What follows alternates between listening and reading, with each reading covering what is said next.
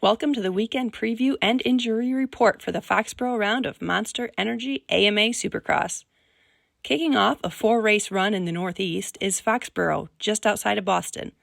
Then, followed by Philadelphia next weekend, which will be an East-West showdown. The New Jersey race just outside of New York City, and then Pittsburgh, with Denver and Salt Lake City rounding out the championship. Cooper Webb holding an 11-point lead over Chase Sexton after winning last race in Seattle. And 250 East resumes this weekend with Tom Vialle leading the series without winning a single race yet. And there's some trivia there. If any rider adds his name to the list of winners in either 250 East, 250 West, or the 450 class, if one additional rider can get a race win this year in any of the classes, this season will boast the most total winners of any season in Supercross history. And of course, Vialle will be considered the most likely to do that. 250 East has not had a single repeat winner this year. It's Nate Thrasher coming off the win the last time they raced 2 weeks ago in Birmingham. Seth Hammaker, though, is on a roll. He won 2 of the 3 races in that Triple Crown in Birmingham and the Indy East-West Showdown a few weeks ago. RJ Hampshire and Hammaker are still relatively close in points to Vialle. Thrasher has an outside shot at it, so that's the story going into this weekend. Of course, everyone is still going to talk about the potential for rain or mud in an open stadium racing in New England in the springtime. We do know one thing almost for sure. It will be cold on Saturday. As for the rain conditions, you never know in Supercross. So those are the stories headed in. Let's get into their injury report brought to you by our friends at Leatt.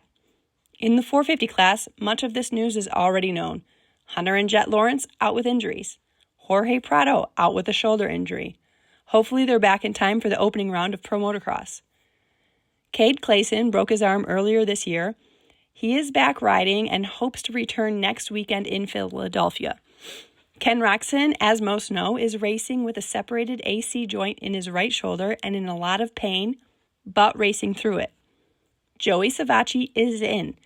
Punctured lung and broke some ribs when he crashed hard in Indianapolis. Impressive that Joey is back to racing this quickly for the Quadlock Honda team. And of course, Eli Tomac is out. We heard he's been cycling and maybe about to get back on the motorcycle. Could get some Supercross races in before the end of the year. The 250 East Division has been devastated with injuries. Max Anstey broke his leg at the last race. Pierce Brown, his teammate, is out for Supercross after breaking his back in Tampa. Casey Cochran has been released to ride after breaking his femur in November, but no timetable for his return to racing. Matty Jorgensen is out with a broken collarbone. Levi Kitchen, collarbone and back injuries, he's out. Cameron McAdoo, ACL surgery, he's out. Carson Mumford, it looked like a serious injury for him in Birmingham. He did hurt his ankle, just not sure if he's going to be able to line up this weekend in Foxborough. When we asked him, he said it's a race day decision, so we'll see. Chad Schultz has devastating injuries. He has lost sensory and motor control below his T8 vertebrae, so go to roadtorecovery.com right now to go help out Chad. Devin Simonson might return to the Club MX team to race New Jersey after hurting his wrist in the preseason. And Jalik Swoll is out with an Achilles injury. We'll get you up to speed on all the West Riders next weekend when they return to action in Philadelphia for that East-West showdown. Now, let's send it to Jason Thomas for a look at this weekend's track map. Foxborough this weekend is going to be an interesting one, and again, we have weather in the forecast. Now, the track itself has not been altered like it was in Seattle, so watch for riders to try to put some of the rhythms together that are on the track map. There are a few sections where they could triple all the way through. Now, I don't know if that's going to be possible with the softer, ruddier conditions that are likely, but as the track sits, that's what the riders are going to be thinking about. Also notice a very long start, which is going to open up the outside gates. Riders that tend to try to swing wide, Justin Cooper, guys that really want to get outside and really carry that momentum deep and try to come out with a good start, even if they don't qualify all that well. This opens up the opportunity for them.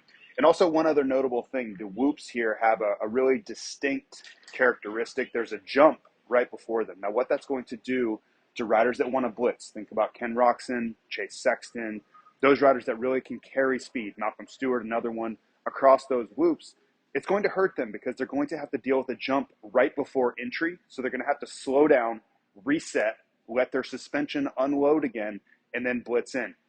It's a very not ideal scenario, for lack of a better term. Now, on the other end of that coin, riders like Justin Cooper, Cooper Webb, anyone who is wanting to jump and find a rhythm through the whoops, this is the perfect setup in two ways. It not only slows down your competition and takes away an edge they might have, but it also opens up opportunity for you as well. They could either roll that first one and triple all the way through, or if they get a little bit rutted out, a little bit beat down in the main event, they could jump from that jump into the whoops and find a rhythm from there. So as is on the track map, if that single leads into the whoops, that really leans into an edge for riders looking to jump the whoops. Thanks, JT. That's a wrap on our weekend preview and injury report. It's all New England vibes in Foxboro. How will the weather turn out, and how will that affect the championship in both classes? We'll find out on Saturday.